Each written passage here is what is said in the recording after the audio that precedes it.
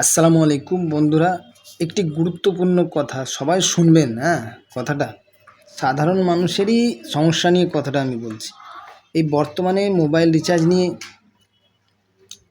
আম আদমি পার্টির একটা এমপি বলেছিল যে মোবাইলের রিচার্জটা যদি আমরা কল করি তার জন্য রিচার্জ মারতে হবে, কিন্তু ইনকামিং আসার জন্য কিসের জন্য রিচার্জ মারতে হবে? ঠিক আছে, তো ব্যাপারটা হচ্ছে আমার একটি বাড়িতে সিম আছে, সেটা আমি গত 10 কি 15 দিন হবে আমি রিচার্জ মারিনি। আমার নিজের 5G সেট, তো নেট আছে বলে রিচার্জ মারা হচ্ছে না। বর্তমানে আজকে রেশন দিচ্ছিল আমাদের এখানে, তো রেশন দেওয়ার জন্য কি ওটিপি লাগবে, তার জন্য কিন্তু আবার ফোনে আমাকে রিচার্জ মারতে হলো। ঠিক আছে, তো মিনিমাম রিচার্জের দাম আপনারা জানেন, যারা শুধু কলটুকু যাওয়ার জন্য 200 টাকার উপরে রিচার্জ মারতে হবে। ঠিক আছে,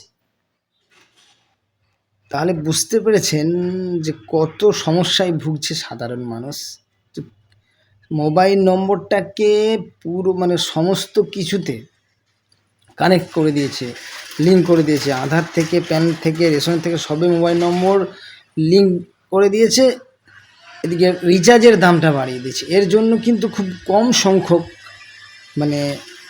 যাদেরকে আমরা ভোট দিয়ে জিতিয়ে লোকসভায় পাঠাই বা রাজ্যসভায় পাঠাই, যেসব নেতৃত্ববৃন্দদের, কিন্তু সেরকম আওয়াজ উঠেনি। কিছুদিন আগে শুনেছিলাম রাঘব চাড্ডা, তিনি কিন্তু সাধারণ মানুষের একটি কিছু সমস্যা নিয়ে তিনি আলোচনা করেন। তো আমার কাছে প্রশ্ন হচ্ছে যে সমস্ত কিছু মোবাইলে লিঙ্ক করে দিয়েছেন, আধার থেকে, প্যান থেকে, সমস্ত কিছু ডকুমেন্টসে মোবাইল নম্বর লিঙ্ক করে দিয়ে মোবাইল নম্বরের রিচার্জের দাম বাড়িয়ে দিচ্ছেন। তা সাধারণ মানুষ কী করবে?